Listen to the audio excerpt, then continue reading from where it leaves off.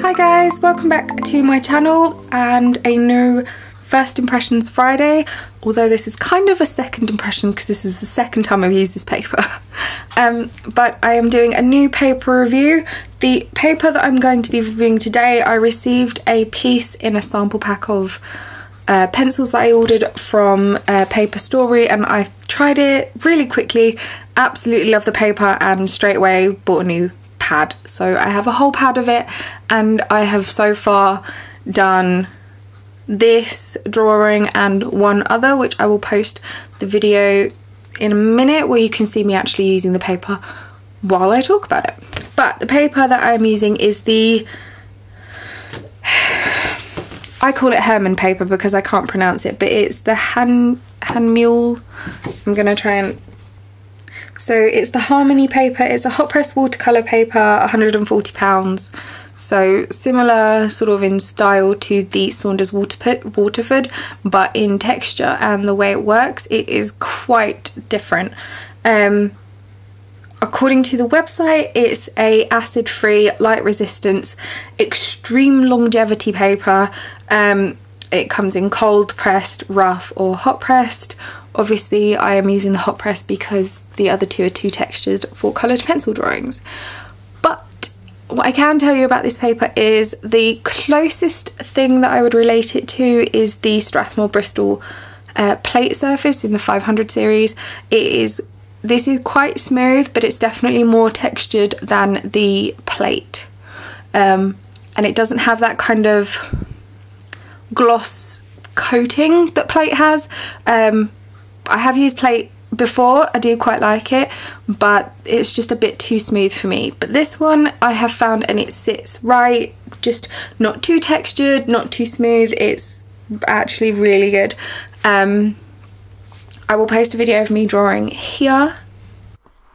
So here you can see a time-lapse of a commission that I started using this paper of a Persian cat. And I just thought I would just insert a bit of a video so you can see me using it and how it works. Considering how smooth it is, it layers really well. I didn't have any problem with it burnishing or getting a wax bloom at all, anything like that. It was completely fine. It just kept taking layers. Another thing which I do really like about this is I can use my Zest-It and it didn't make any difference to the paper. Sometimes I have tried a paper, used Zest-It, and it kind of gets a weird thing happen to the paper and it makes it quite hard to layer on top of it again. I didn't have that with this paper at all. So yeah, great paper, layers really well, and it takes Zest-It. Another thing, it indents quite nicely. So if you indent for highlights like I do, it did that nicely. You didn't have to press too hard either.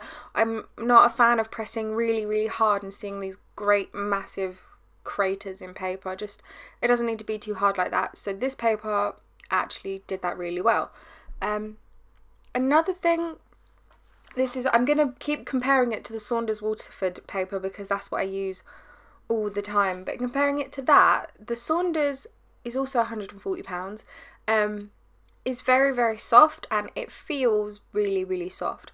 This feels a bit more sturdy. It feels a little like it's hard to explain. It's got more of a card kind of feel, so it feels thicker than it is. If that makes sense, it feels a bit more sturdy. But yeah, I didn't have any problems with layering on this paper. It took Zest-It, it layered nicely. It also didn't damage when I used my scalpel, so if you have seen any of my videos before of showing you how to lift out highlights using a scalpel, I did that on the fox piece at the beginning that I showed you, and I didn't have any problem with the paper tearing or it ripping or just having like these horrible sort of fluff marks. Didn't have any of that at all. So considering how smooth this paper is, it's actually really great. And I will definitely be using it a lot in the future. Okay, so I hope you saw how that worked and you got sort of a better idea of how it works and what I think of it, but overall it's a great paper. It's very white, which I really like as well. It's not too creamy coloured, which you can sometimes find with white papers. This is not. I also absolutely love how vibrant the colours come out. So this fox, for example, this little kit, he doesn't look washed out, he doesn't look grey, he just looks really nice and vibrant.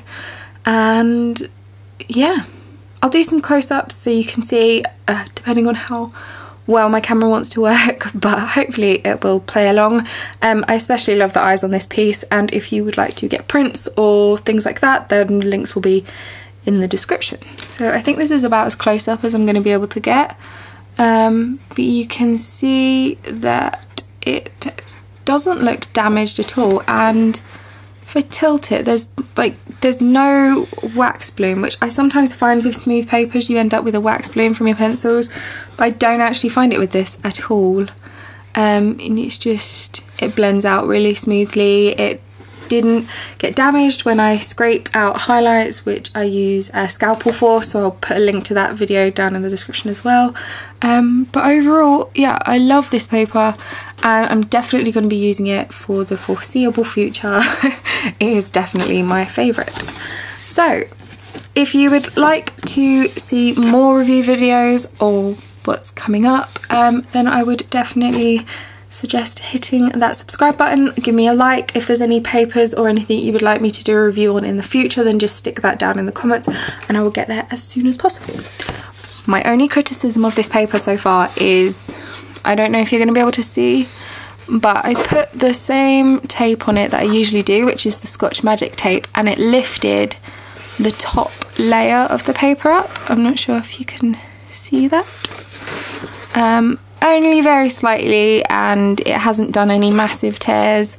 So when it's in a frame and mounted, I won't be able to see it. But that would be my only criticism of it. It's just kind of just lifted the top layer ever so slightly. But that is it. So yeah, I will see you guys in the next one. Bye!